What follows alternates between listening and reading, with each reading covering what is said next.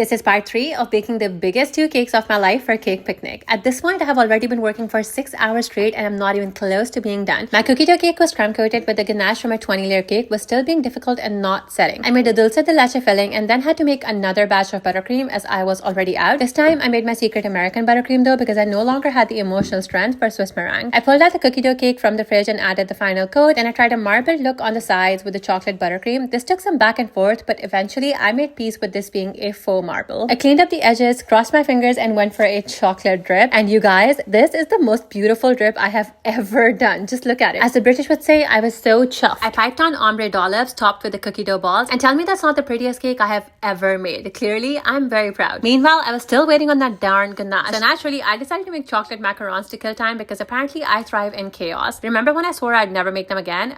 Yeah, liar. But you know what? They actually came out absolutely perfect. High on the success, I finally moved on to my 20-layer cake, and this is when things turned south. The ganache was oscillating between either soup or cement, and the cake started leaning from the heavy custard filling after just a few layers. But I kept trying and hoping for the best until I hit layer number 14 and realized, nope, she's done. This cake was fighting for its life. I crumb coated it with that annoying ganache, wrapped it up, and shoved it in the fridge. Then I made yet another batch of ganache and filled my perfect little macarons with chocolate dulce de leche. Immediate serotonin boost. And finally, time to finish the beast. I applied the final layer of ganache, did a glossy chocolate glaze to make it look like less of a crime scene, and stacked the macarons on top. I should have stopped after one layer, but I got greedy, and let's just not talk about it. And that, my friends, concludes this 2-day baking marathon. I am so happy with how my cakes turned out, but now I need to actually get them to Cake Picnic in one piece, which is going to be hard considering they weigh 10 pounds each. So see you there.